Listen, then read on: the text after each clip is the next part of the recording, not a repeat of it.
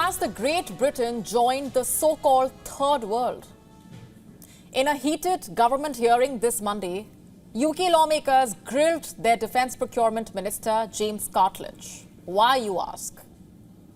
Well, the truth is so shocking, it might be hard for you to believe it. It appears that Great Britain does not have a great track record when it comes to ensuring the dignified living conditions for its armed forces.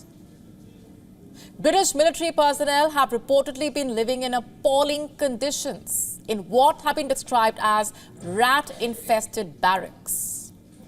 And this raises a bigger question. Has the Great Britain descended into a standard it often gives other countries it looks down upon, the Third World?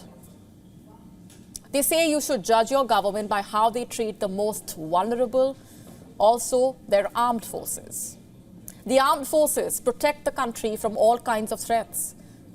Then shouldn't they be taken care of by the country? As the lawmakers grilled the UK government on Monday, the British lawmaker Helen Morgan brought attention to one constituent's living condition.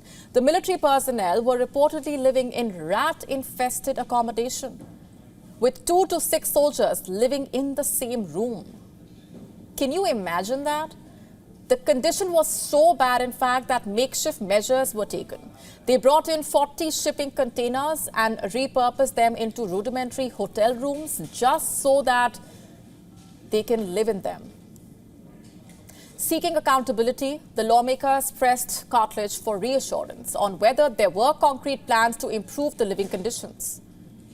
Another lawmaker claimed almost 5,000 military personnel's homes were plagued by black mold and damp walls a year ago.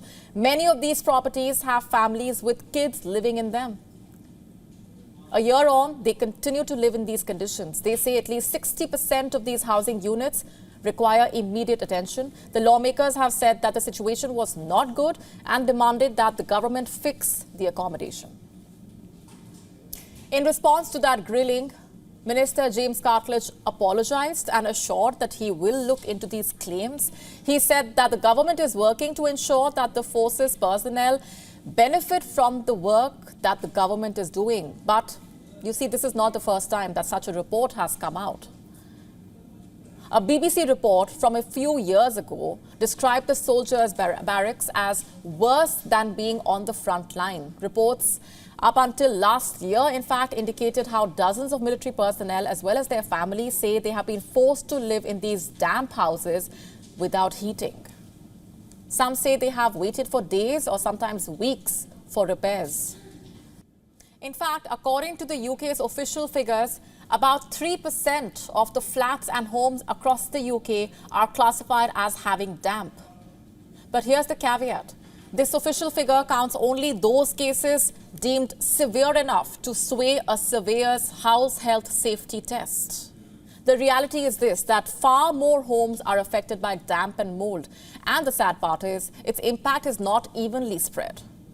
And why is it a problem, you ask? Because damp affects mental as well as physical health. People who live in damp houses report more depression, more anxiety. It can impair immunity, hormonal functions, and the cardiovascular system. That's the effect that it has. Damp promotes dust mites, bacteria, molds, viruses, which can cause diseases. Those hit the hardest are children, older people, people with allergies, asthma, cystic fibrosis, and other lung diseases.